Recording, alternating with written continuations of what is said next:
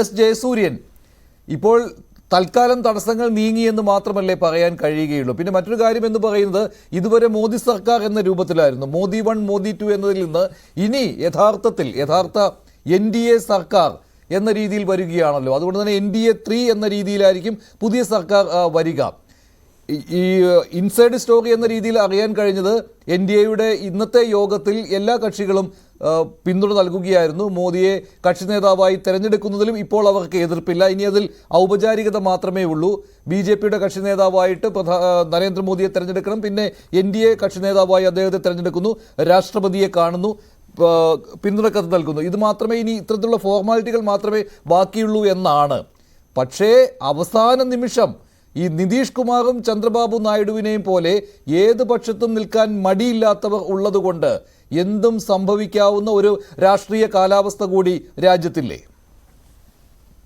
തീർച്ചയായിട്ടും ജനാധിപത്യ സംവിധാനത്തിൽ ഏതൊരു സാഹചര്യത്തെയും ഏതൊരു സാധ്യതകളെയും നമുക്ക് തള്ളിക്കളയാൻ കഴിയില്ല. എന്നാൽ ഇന്ന് NDAയുടെ യോഗം ചേർന്നു. അതിൽ മന്ത്രിമാരുടെ എണ്ണവും വരെ തീരുമാനമായി. 8-ാം തീയതി സത്യപ്രതിജ്ഞ എന്നുള്ളത് തീരുമാനമായി. NDAയുടെ നേതാക്കൾ രാഷ്ട്രപതിയെ കാണുന്ന കാര്യവും തീരുമാനമായി. അപ്പോൾ എന്തെങ്കിലുമൊക്കെ പ്രശ്നങ്ങൾ ഉണ്ട് എങ്കിൽ ഇത്രയും തീരുമാനങ്ങൾ NDAക്ക് എടുക്കാൻ സാധിക്കുമായിരുന്നില്ല എന്നാണ് നമ്മൾ കരുതേണ്ടത്. ഇപ്പൊ നിതീഷ് കുമാർ പല മുന്നണികളിലേക്ക് പോയിട്ടുണ്ട്, പലതവണ അങ്ങോട്ടും ഇങ്ങോട്ടും ചാടിയിട്ടുണ്ട്. ചന്ദ്രബാബു നായിഡു അങ്ങനെ തന്നെ ആയിരുന്നു. ആ നിതീഷ് കുമാറും ആ ചന്ദ്രബാബു നായിഡുവും പോകാവുന്ന എല്ലാ മുന്നണികളിലും പോയി, ചെല്ലാവുന്ന എല്ലാ സഖ്യങ്ങളിലും ചെന്ന് ഇപ്പോൾ അവസാനമാണ് ഇപ്പോൾ NDAയിൽ എത്തിയിരിക്കുന്നത് BJPയോടൊപ്പം ഉള്ളത്.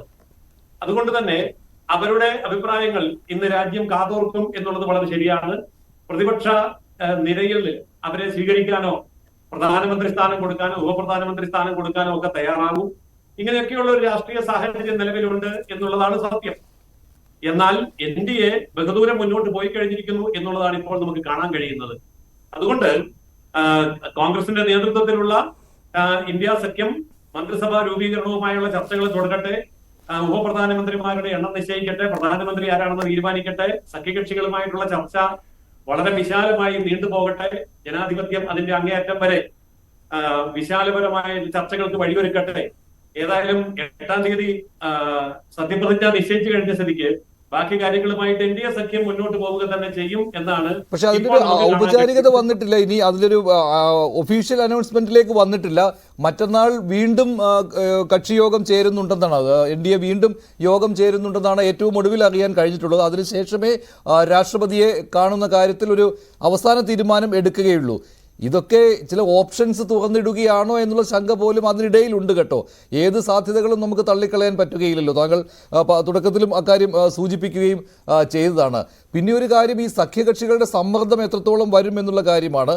അത് സ്വാഭാവികമായിട്ടും നരേന്ദ്രമോദിയെ ദുർബലനാക്കുന്ന ഒരു ഘടകമാണല്ലോ.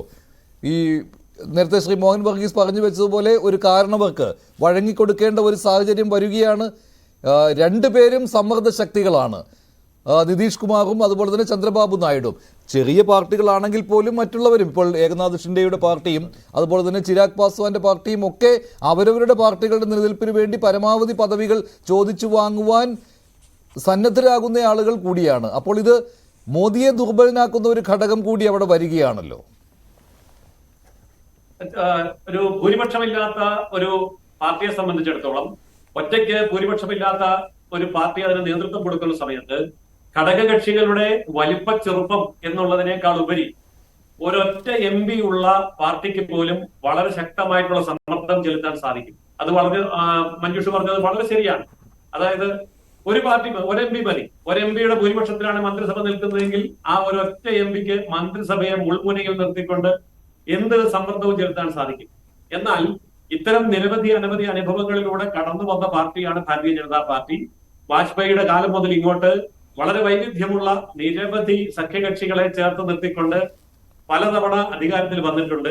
സംസ്ഥാന തലങ്ങളിലും അങ്ങനെയുള്ള നീക്കുപോക്കുകൾ ഉണ്ടാക്കി മുഖ്യമന്ത്രി സ്ഥാനം പോലും ത്യജിച്ചുകൊണ്ട് ഉപമുഖ്യമന്ത്രി സ്ഥാനം സ്വീകരിച്ച് നീക്കുപോക്കുകളുടെ കാര്യത്തിൽ വളരെ നല്ല സാമർഥ്യം കാണിച്ചിട്ടുള്ള ഒരു പാർട്ടി എന്നുള്ള നിലയിൽ ദേശീയ തലത്തിലുള്ള ഈ ഒരു കാര്യത്തെ കൈകാര്യം ചെയ്യാൻ തീർച്ചയായിട്ടും NDAയുടെ അതുപോലെ BJPയുടെ നേതാക്കന്മാർക്ക് സാധിക്കും എന്ന് തന്നെയാണ് നമുക്കിപ്പോൾ കാണാൻ കഴിയുന്നത്.